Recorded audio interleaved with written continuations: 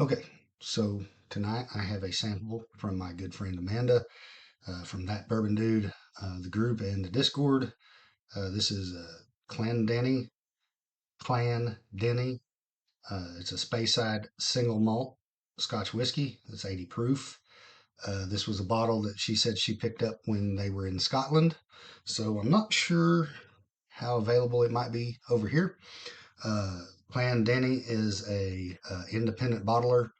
Um, they are owned by the Douglas Lang and Company. That's the parent company that owns it.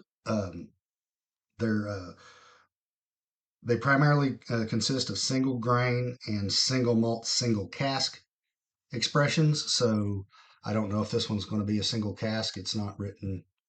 Uh, it's not written on the label. Um, so I don't know about that. And then they have blended malts. Um, and I got to looking, and some of the malts that they offer, that they source from, are Ardmore. The funny thing about Ardmore is there's a town here in Oklahoma called Ardmore. Anyway, uh, Craigellachie, Bowmore, Tamdu, and Fettercairn. So I know those are all good. I've had a couple of them, um, so kind of interested to see how this one turns out. Now I don't have a age statement on this, but it's got some good color to it.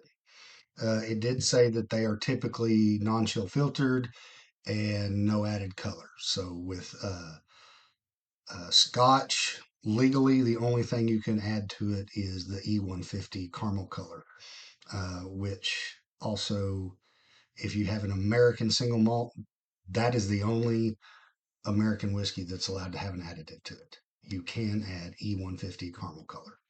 And the only reason they do that is so that you get a consistent color throughout all batches. Um, a lot of people, uh, a lot of enthusiasts are kind of opposed to it. I don't necessarily like the idea, but I've had some great whiskeys that use the caramel color, and it doesn't really affect the flavor. Ooh, that is funky. Wow, it's been a while since I've had it. So off that list, let me get back to it. I've had the Craigellachie, I've had the Tamdu, think I've had Bamore, but that's typically a peated one. Um,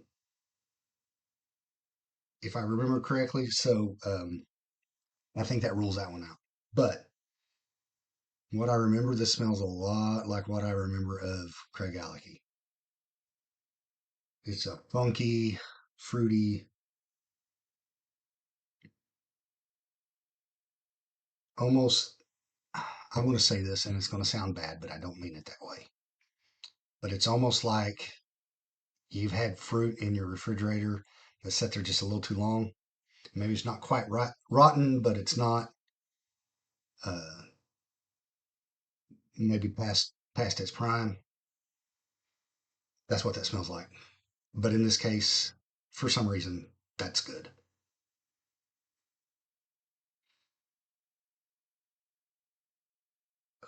Man, that's really all I'm getting on that nose. It's just a overripe fruit.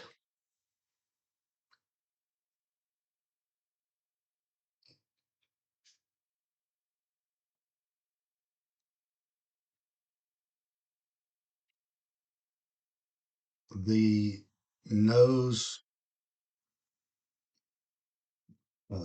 it transitions to the palate, but it's not as pungent. Um, it's a very soft flavor. I still get that stewed fruit, not like a peachy pear stew. Um, maybe a little bit of honey. It's very soft, and being at 80 proof, that's not surprising. That's a very good pour, very good. Um, Definitely up on the more gooder scale.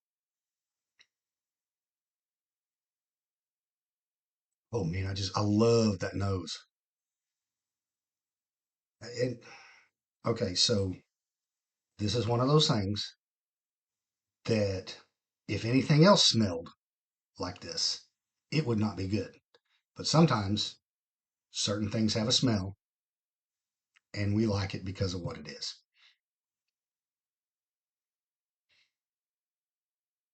And that's one of them.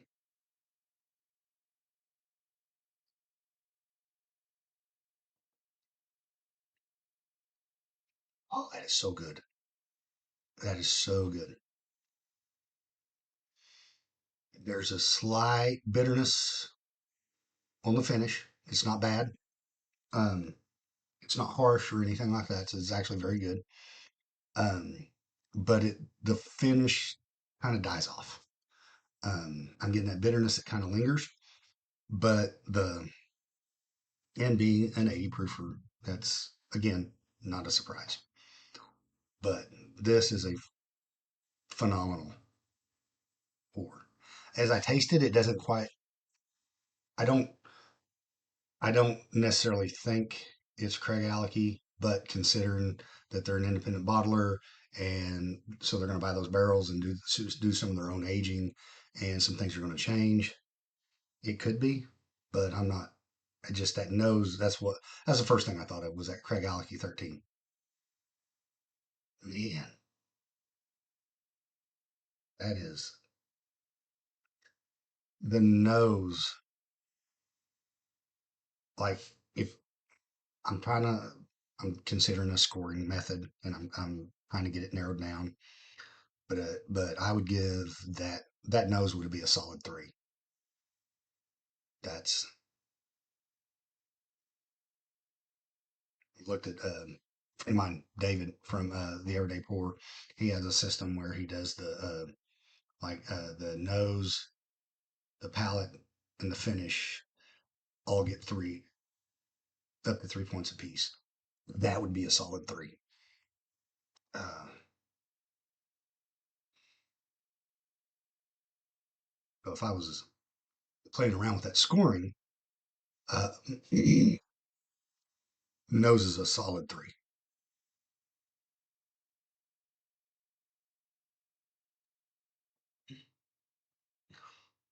Palate, or yeah, it's probably a